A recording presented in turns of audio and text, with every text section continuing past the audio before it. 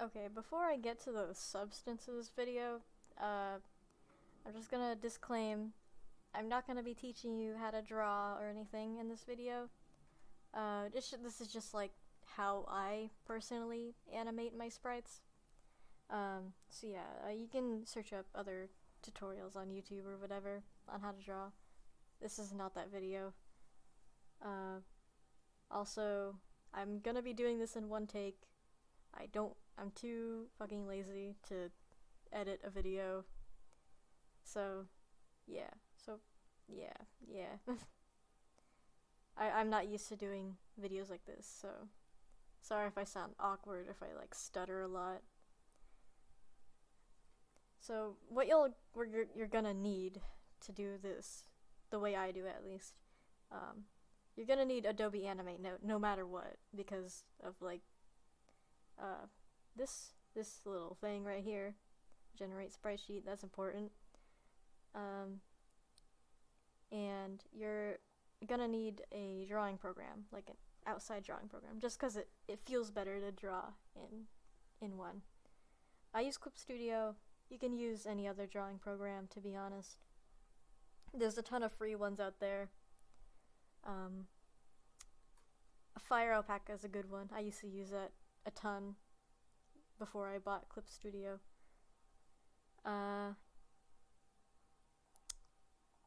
Yeah. Okay, so the way I start my sprites is by, I have in mind what the character is and how they work. So I sketch them out. By the way, I'm not going to use Pom Pom as an example because the way I made them was really fucking terrible. And this Amori one was way better than that.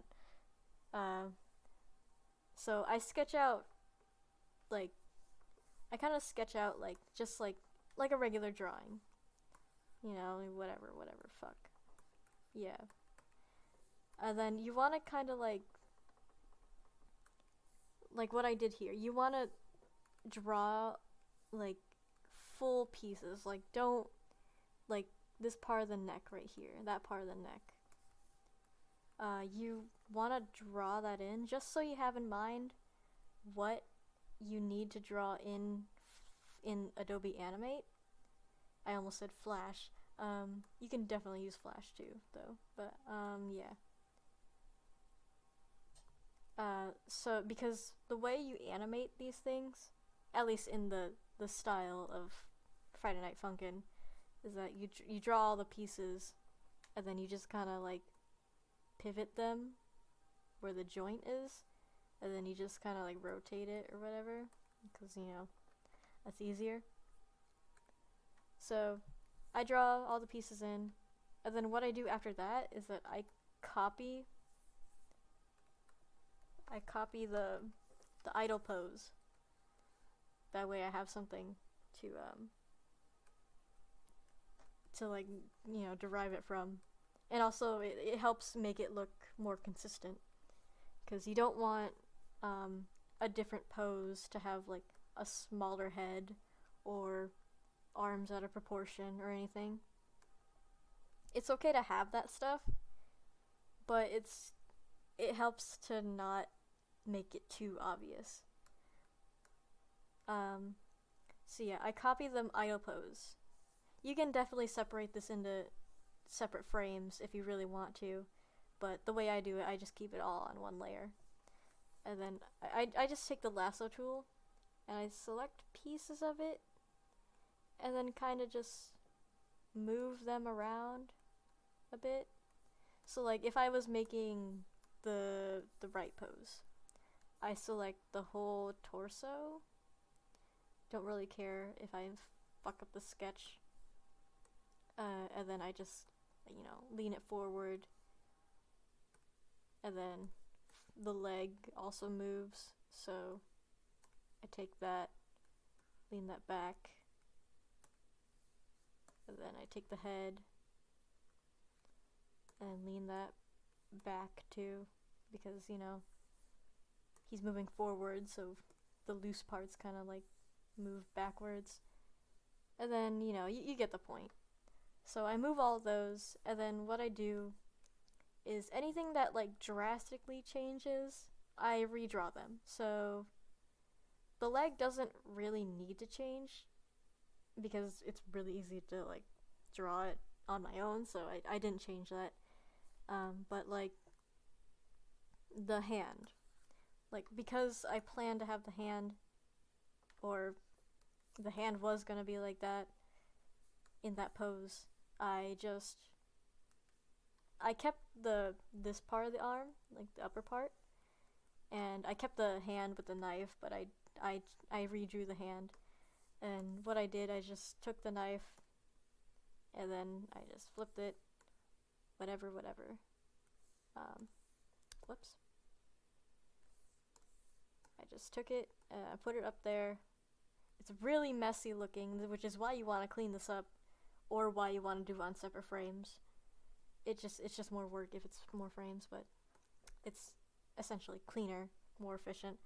But this is the way I did it.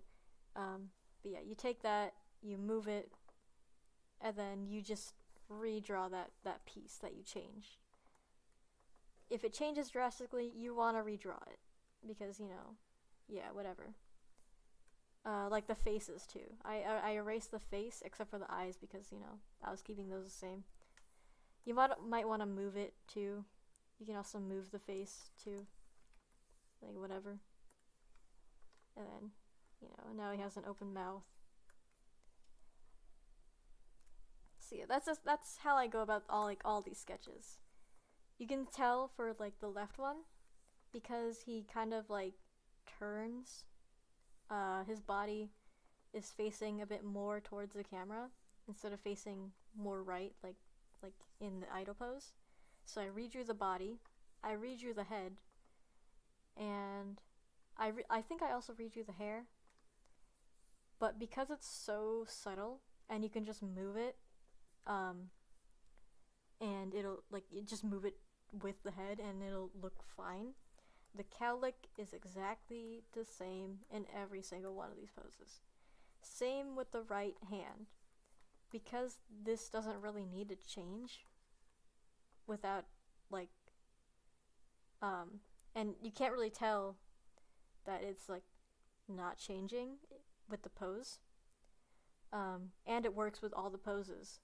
The right hand is also always the same.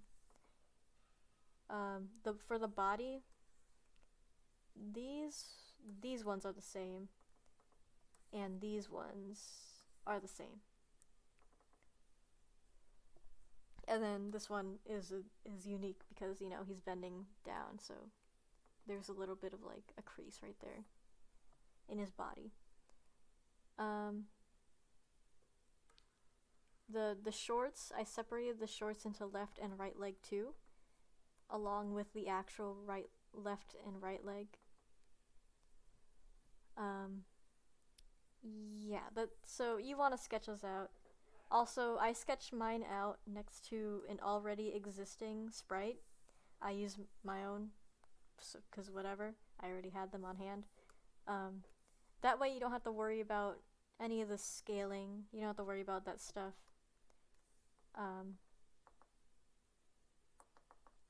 Yeah, you don't have to worry about the scaling or anything, because it's already drawn at the correct size. So that's how you go about that. So once you have your sketches, you want to export them and put them into Adobe Animate.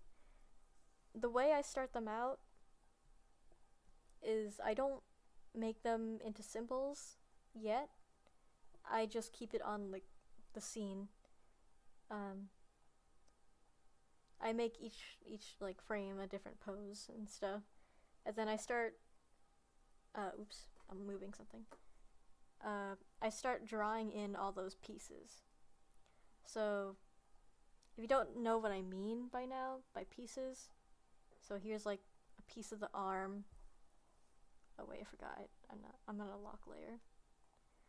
So like here's a piece of the arm, and then here's another piece of the arm. And you might be wondering why these don't, like, that looks like two pieces on top of each other.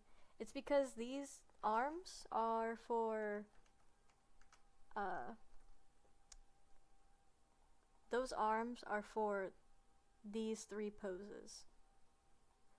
What you'll notice about these three poses is that you don't really see the joint right there. So I don't have to worry about like getting rid of like that part at all, because you don't see it. I use them for here, but like I didn't make these symbols because I just, what I did is that I just,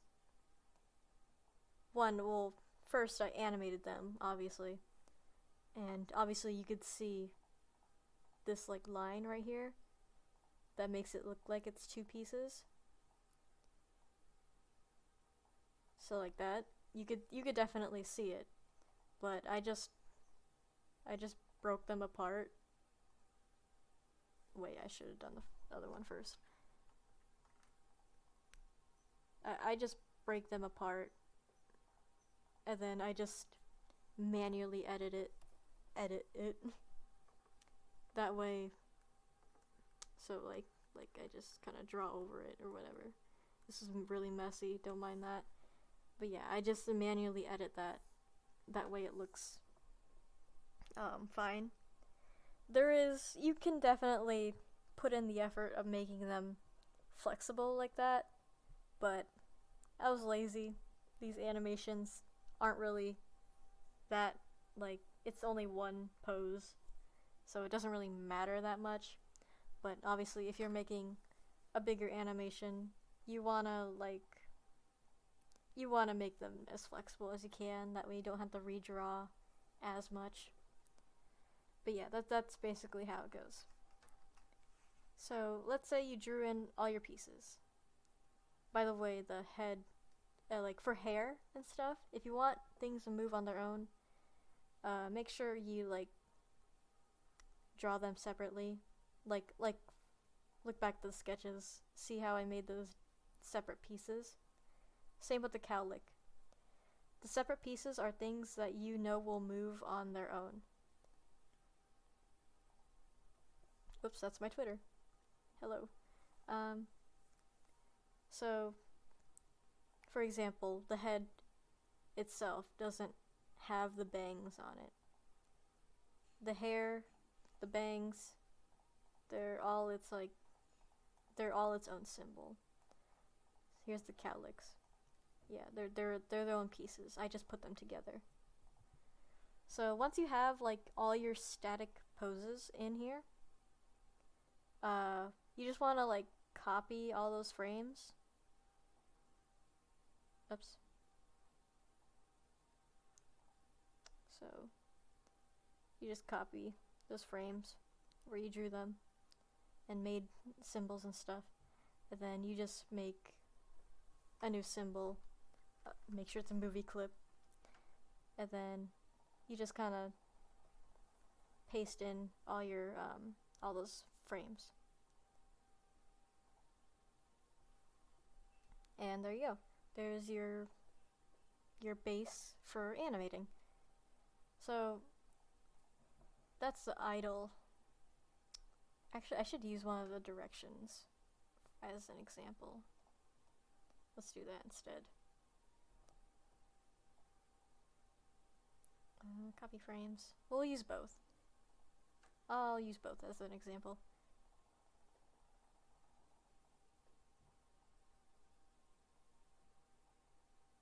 Paste those in.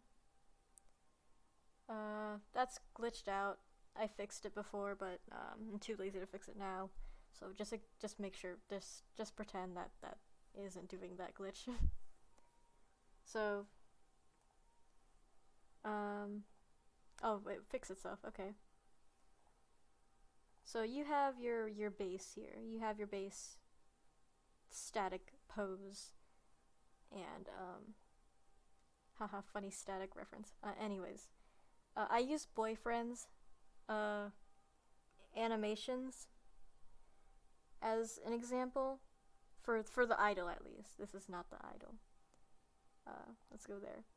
So for the boyfriend idol, there was 14 frames, so you know, just kind of select all that and then insert frames. So you got 14 frames. I'm pretty sure you can add more or less and have it work fine. I haven't done anything like that before, but yeah. If you want it like a safe number, 14's your best bet, because that's what Boyfriend uses. There's also a different type of idle, which is like using dance left and dance right. And to do that, like for example, these ones use dance left and dance right. They're two different symbols, and one of them is obviously the left one, and the other one is the right one. So, and then they're basically like called one after another. When like the spooky kids are the ones that use the dance left and dance right, instead of like the dad that uses just an idle. Also, if you're using this method of dance left and dance right instead of the idles, make sure you go down here. Yeah, make sure you go down here where all like this stuff is, and make sure you add a case for your character with like this code, or else it'll crash. Yeah, make sure you do that. That's basically, yeah. So, if you're doing that, do that. I use 12 frames for each of the dance left or dance right animations. Yeah. But we're gonna work with just a regular idle. So what I do to animate this, I don't really like combine things into its own symbol. I'm sure it can be useful. Actually, I'm pretty sure it's useful to do that for some cases, but just because I'm really bad at keeping track of like all my symbols and symbols combined into their own symbols, I just keep them all on their own thing. That way it's easier for me. So the typical like keyframe spacing that's used is like every other frame. And usually my animations specifically have like 3 or 4 different keyframes, and then 2 extra keyframes after that, just for any like feedback, like the hair moving, the hair swinging back and forth after they're done moving.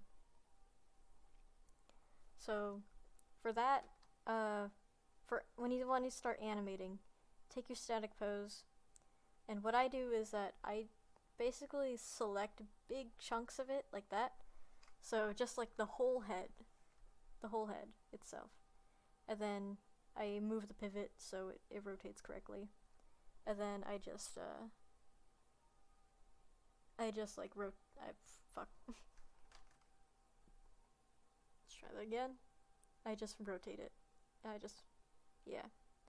So, yeah. Awesome. So, when you're on a certain frame, by the way, it'll like, oops. If you're on a frame in Adobe Animate, and like other than the keyframe, and you move something, it'll automatically make them their own frames for you. So that's useful. So yeah, you have your shit here. So yeah, what the basis is, I select big chunks of it and move them. Like I animate them. I animate the big chunks, and then I move down to smaller chunks, and then eventually I'll move down to just moving like little itty bitty pieces like the hair. And then you end up with something like this. Yeah, awesome. You got your little animated Amori there, little animated guy. So yeah, essentially For an idle like this, I used 5 keyframes, I think. Yeah, 5. This is 5 keyframes basically in general. And then these extra frames like past that are these extra keyframes past that. It's just feedback. So like it's just the hair moving. It's just the hair moving and the hand shaking. That's it. That's all that it is. So, in general, this is five different keyframes. 5 different frames that you gotta move something. And when you're moving these animations, it's good to keep in mind like easing, which is basically like things move fast and then they move slow. So you have your static pose. He's like a little tilted down for the head bob, and then this is the most movement that's like in there. Oh wait, no. He starts like with his head tilted like pretty far down from like this last pose because of just how the animations play in the game. It's hard to explain. Use boyfriend's idol as an example if you don't understand, because I'm really bad at explaining things. So yeah, he starts for the idol. If you're doing a head bob, you start it like as far down from the last pose, which is them just standing straight, and then it moves like a little bit more down, and then a little bit up, and then a lot up, and then a tiny bit. That way it kind of eases into it instead of looking like stiff.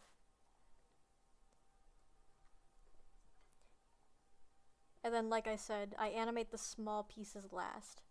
So at first when I animated this, the hair didn't move. It moved with the head from the first pose. But after animating the head, I went back to the hair layers and I just moved them manually. So since his head is like moving, is like tilting down like that, I moved it a bit to the left, and then when he started moving back up, I moved it to the right a little bit, and then had it shake back and forth when he settled. Let's look at the fucking... So here's the right pose. Again, for the directional poses, I technically use 25 25 frames for that. I don't remember where I got that number, but that's just what I've always used. So, yeah, sue me. I don't know how to explain that. But yeah. It works. But yeah, every other frame. Here's the static pose. For the directional poses, you don't want to start in the direction. You kind of want to start it like when you draw your poses, you kind of want to keep it so they're not at like the peak of their like movement. So what I mean by that is like if he's moving to the right, then he might stop like all the way over here, but your first pose, your first frame in here, you want to keep it so he's like a little further back from like his actual like peak of his motion. You'll see what I mean by that. So here's the pose that I drew over for the right pose. And again, for this, I like move chunks of it. So I like basically just selected all of the torso, all of that stuff. You can see that some of these aren't symbols because I either was too lazy to to make them into symbols, or I just did some like manual cleaning up of them in case they didn't look right. So like, yeah, what I did is I take the whole torso and you move it the most in the second frame. You want to move it the most in the second frame. And then for the next frame, whoops. For the next frame, you want to kind of have them move back a bit as like a recoil. And then after that, you kind of want to have them ease or like slightly, like really slightly move back forward. So it looks like that. It's got that bounce. It has a little, this is like the overshoot right here. This is the overshoot. And then he goes back and then middle pose basically. So that's basically how I started animating this. I moved the whole chunk, and then after that I go back and I just move like all these pieces on their own, each frame. That way it just looks like smoother or like more human, basically.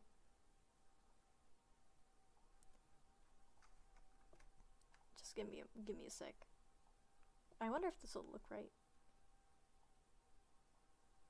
That'll be sick if I get it right.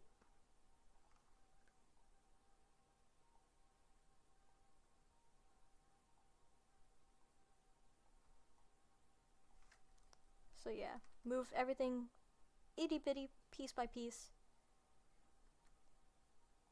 Like, so like when it's finished, it'll look basically like this. So yeah, I move the head, I move the whole torso, I move the head, then I move the hair, I move the arms, move the forearms, move the hands. And then for like the shorts, because he doesn't move much, I just kind of like added a little tiny bit of bounce to them, just so it feels less static and there's like more movement to it.